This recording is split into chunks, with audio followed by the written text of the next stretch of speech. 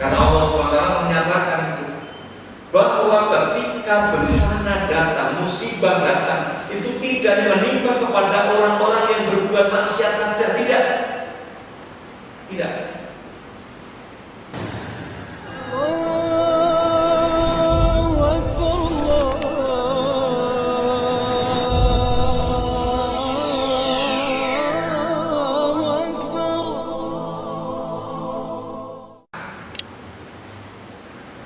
Padahal kalau kita ini mau menyadari, Masya Allah, sehari kita makan berapa kali? 3 kali. 1 piring sudah cukup. Waduh, kita ini.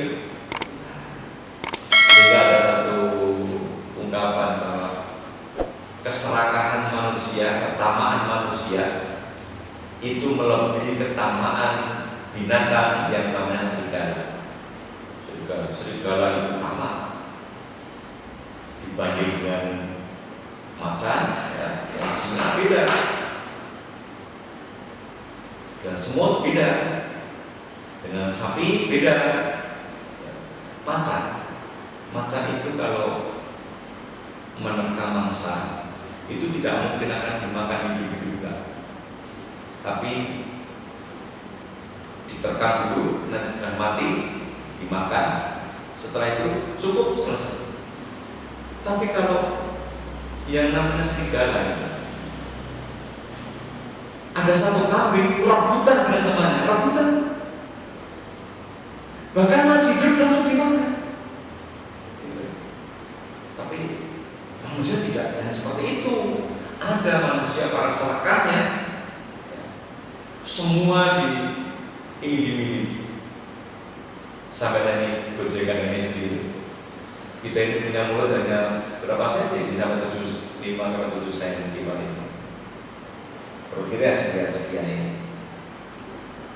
Sing jenenge isi mansi lebu, isi piring lebu, isi mangkok lebu, isi wajan lebu. Masya Allah, itu belum makan. Kemudian ingin menguasai, kalau bisa ada wayang itu kan yang namanya anaknya Kresno, ya, dengan anaknya Werkudara itu sampai perang hanya apa? Rebutan. Maka judulnya itu lakonnya rebutan kikis Tunggoro.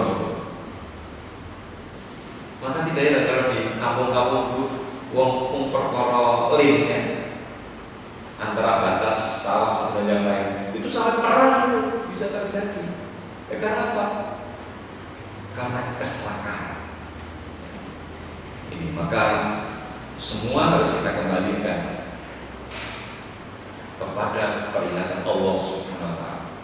Kemudian hal yang harus diingat bahwa musibah yang terjadi itu bukan hanya kepada mereka yang berbuat dosa dan zalim. Nah, ini supaya kita ini selalu berpikir positif kepada Allah, tetapi juga kepada semua orang dan masyarakat, baik yang berbuat dosa ataupun yang tidak berbuat dosa. Jadi kita nggak bisa menyimpulkan, wah yang terkena wabah corona ini karena perbuatan maksiat mereka, maka enggak. Yang tidak berbuat maksiat juga terkena. Oh itu iya. Karena Allah SWT menyatakan bahwa ketika bencana datang, musibah datang, itu tidak hanya menimpa kepada orang-orang yang berbuat maksiat saja, tidak.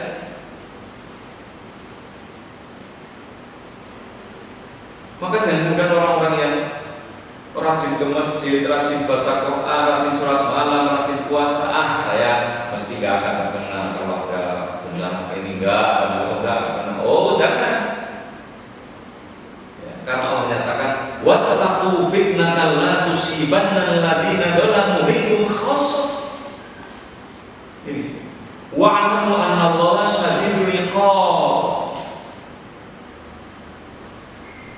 Dan takutlah kamu kepada bencana yang akan terkena, bukan saja kepada orang-orang yang mendolim di antara kamu, bukan saja kepada orang yang mendolim di antara kamu, Dan ketahuilah, Allah itu maha keras dalam memberikan balasan.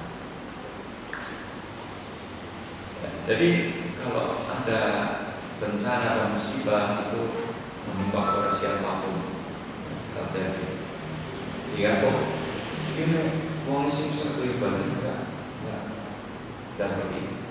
Oleh sebab itu dapat kita katakan bahwa bagi orang yang berbuat dosa,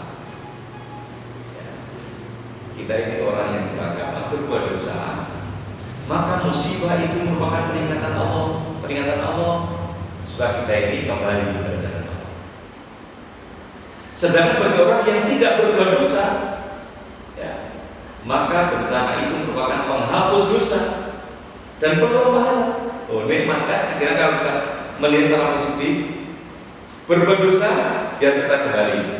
Waqata'na fil ardi umama minhum as-salihun wa minhum duna dzalik wa balagna min hasanati was sayyi'at la'allahum yarji'un.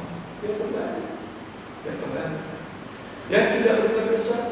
Tapi ada enggak yang hadir di sini berani mengatakan bahwa saya tidak pernah berbuat dosa gitu? Berani kan? Enggak berani. Yang ngomong di sini enggak berani. Gitu. Wong kita ini sering matur kepada Allah kalau kita ini sholat, sholat ini kan kita berdoa. Jadi orang sholat itu berkata saksinya tinggi. Ketika selesai membaca tasyahud, jadi setelah kita baca fil alamina innaka hamidum majid, itu ada yang membaca Allahumma inni dalam nafsi dzulman katsira wa la yaghfiru dzunuba illa anta faghfir li maghfiratan min 'indika warhamni innaka antal ghafurur rahim. Ya Allah, sungguh aku ini telah berbuat zalim yang sangat besar. Wa la yaghfiru dzunuba illa anta, dan tidak ada yang bisa menghapus kesalahan ini kecuali Engkau. Jadi ngakuan gitu. Faghfir maka ampuni aku. Wa la yaghfiru dzunuba illa anta, tidak ada yang bisa mengampuni kecuali Engkau. Jadi kalau berdosa supaya kita segera cepat mengampuni. Benar-benar senantiasa berbuat kebajikan, ingat bahwa ternyata setiap musibah yang didatangkan oleh Allah SWT itu sebenarnya karena cintanya Allah kepada kita, karena cintanya. Sehingga kalau ada sementara yang berkata begini, bahwa jika musibah itu merupakan adab dan peringatan bagi orang yang bermaksiat dan berdosa, mengapa orang-orang yang berdosa di tempat tertentu tidak mendapat bencana, malah mereka hidup dalam kesenangan? Ingat, jawabannya bisa jadi adalah orang yang berbuat dosa tetapi tidak terkena musibah itu, maka dia merupakan satu istidraj juga bisa. Tapi juga peringatan biar kembali bisa. Kalau istidraj apa ada ayat ada. Allah Subhanahu wa taala berfirman di dalam surah Al-A'raf ayat 95, fa'akhadnahum baghtatan wa hum la yash'urun, maka kami timpakan siksa atas mereka dengan sekonyong-konyong sedang mereka tidak menyadari. Jadi begitulah mereka yang berbuat maksiat dan menzaliman, tetapi Allah biarkan dan tidak diberi peringatan duluan dan tidak diberi peringatan dulu. Salah satu saat terakhir nanti Allah berikan balasan langsung. Tetapi sedang bagi mereka yang melakukan kemaksiatan dan diberi peringatan dan musibah atau bencana, wabah, berarti Allah masih sayang kepada mereka. Jadi berpikirnya positif seperti itu. Allah masih sayang kepada mereka, masih mengajak mereka agar kembali kepadanya dan bencana dan musibah yang ditakdirkan tadi. Tadi sudah saya bacakan itu. Waladabluwannakum bisyai'in minal khawfi wal ju'i wa naqsin minal amwali wal anfusi was samarat wa basyyiris sabirin alladzina idza asabatum musibah qalu inna lillahi wa inna ilaihi raji'un. Surah Al-Imran. Ya, Allah menyatakan, surah Al-Baqarah. Dan sungguh akan kami berikan cobaan kepadamu dengan sedikit ketakutan, kelaparan, kekurangan harta, jiwa dan buah-buahan. Dan berikanlah berita gembira kepada orang-orang yang sabar, yaitu orang yang berkata sesungguhnya kami milik Allah dan akan kembali kepadanya. Inna lillahi wa inna ilaihi raji'un. Oleh karenanya saya selalu mengingatkan, khususnya kepada diri, keluarga, kepada jamaah kita ya, kita ini selalu berpikirnya Allah masih cinta kepada kita. Saya dapat WA dari teman itu Cerbung gitu, Cerbung, ya namanya Cerbung, jadi misalnya AP itu, tapi judulnya masihkah Allah memberikan kasih sayang kepadaku? Andri berkata masih, insya Allah masih, Allah masih cinta kepada kita. Sebab apa? Innallaha yuhibbut tawwabina wa yuhibbul mutatahhirin. Ini. Oleh karena itu dapat dikatakan bahwa musibah itu memiliki dua sisi pemahaman. Ya. Pada satu sisi musibah itu merupakan peringatan Allah atas perbuatan manusia. Sedang di sisi yang lain, musibah, bencana, wabah penyakit ini merupakan ujian keimanan agar kita bersabar. Dan dalam kesabaran itu terdapat pahala.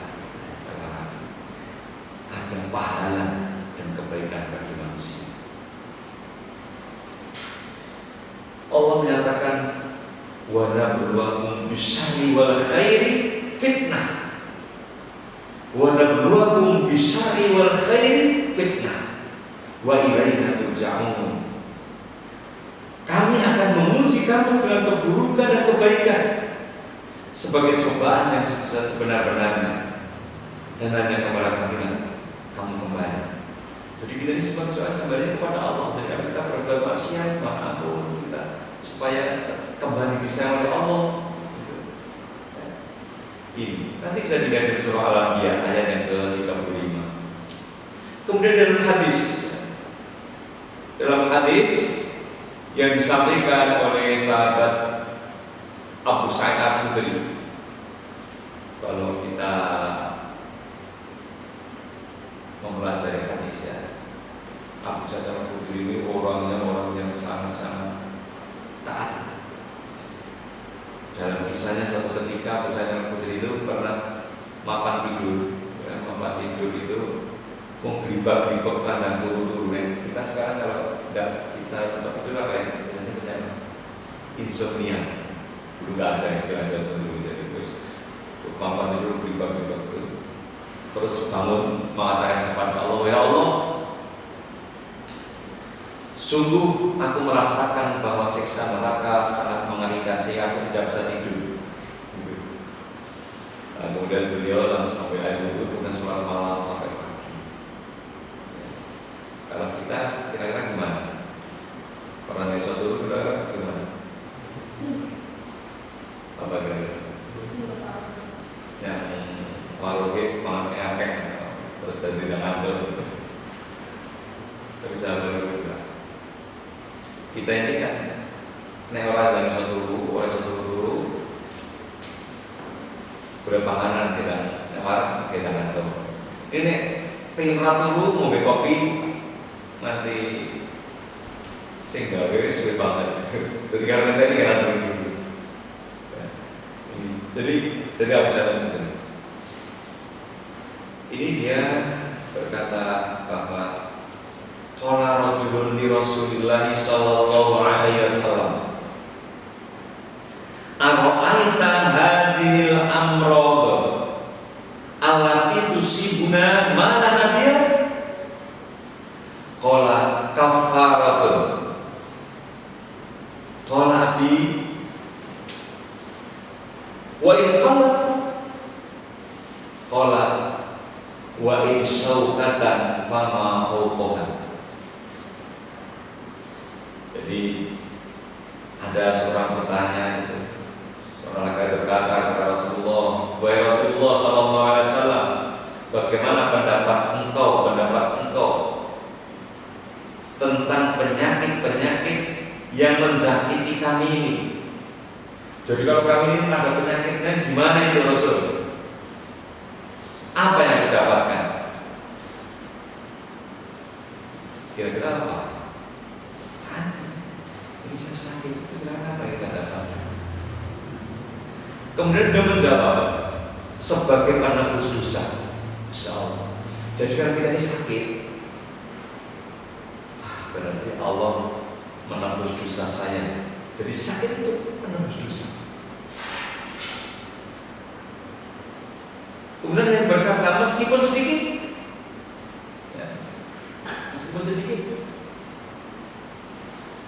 kata Rasulullah SAW, meskipun hanya tertusuk duri atau lebih ringan dari itu.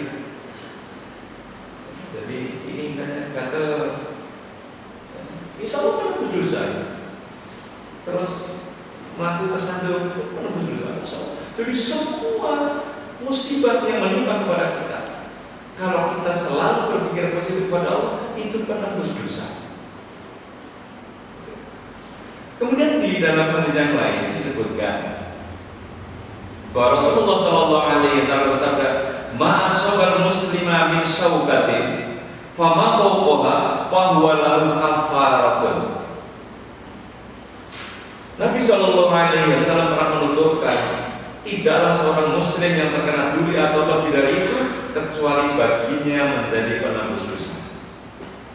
Oleh sebab itu, kaum muslimin, kita harus menghadapinya bencana dan musibah, wabah, ya, dengan penuh kesabaran. Ikuti aja petunjuk-petunjuk yang telah didapatkan itu. Sebab jika kita sabar dalam menghadapi musibah dan bencana, maka kita akan mendapatkan pahala, mendapatkan ampunan dosa, dan juga mendapatkan kenaikan pangkat. Nah, ini kenaikan pangkat dan kedudukan di depan Allah Subhanahu wa Ta'ala. Maka Khalifah Umar bin Abdul Aziz itu pernah berkata dalam pidatonya, apa yang dianugerahkan Allah kepada seorang hamba daripada nikmat, lalu dicabutnya nikmat tersebut dan kita menghadapinya dengan sabar, maka apa yang digantikan Allah tersebut dari sabar tadi lebih utama daripada nikmat yang dicabutnya, sebab pahala besar dari sabar itu merupakan pahala yang tiada hingga. Kemudian setelah itu beliau membaca ayat, ya, di dalam surah Az-Zumar ayat 10, ya. Qul ya ibadiyalladzina amanu taqu rabbakum lilladzina ahsanu fi hadhihi dunya hasanah wa ardullahi wasi'ah innama yuwaffas sabiruna ajrahum bighairi hisab. Ayat yang terakhir potongan itu. Sesungguhnya orang yang sabar itu akan disempurnakan Allah ganjarannya, pahala atas kesabaran dengan balasan pahala yang tiada hingga. Jadi bencana membuat kita ingat kepada Allah atas segala dosa, kemaksiatan, kesombongan diri di depan Allah SWT. Dan bayangkan jika masyarakat sudah berdosa tersebut dibiarkan dalam kemaksiatan, maka bencana iman, bencana kita akan lebih berbahaya daripada bencana alam, daripada musibah yang ada ini. Oleh karenanya, sebagai penutup, ini kita ambil ungkapan indah dari Khalifah Umar bin Khattab. Jika mendapat musibah atau bencana, maka dia berkata, tidaklah aku mendapat bencana melainkan ada padanya 4 nikmat. Apa itu? 1, bencana itu bukan bencana yang merusak agama. Jadi kalau hanya sakit, hanya itu remeh-temeh. Yang kedua, tiada terjadi bencana yang lebih besar daripadanya. Dengan bencana aku mendapatkan sikap ridho kepada takdirnya. Dengan bencana aku bersabar dan mendapatkan pahala dari bencana tersebut. Mudah-mudahan ada hikmah bagi kita. Segera kurang mohon maaf. Yang terakhir, mudah-mudahan semua yang diberikan oleh Allah sebagai musibah, sebagai apa-apa ini, kita bisa menyikapi dengan arif, dan akhirnya Allah memberikan ampunan bagi kita, menambah pahala bagi kita. Mudah-mudahan ada sekalian ya. Dan maaf atas kekurangan. Billahi taufiq wal hidayah. Assalamualaikum warahmatullahi wabarakatuh.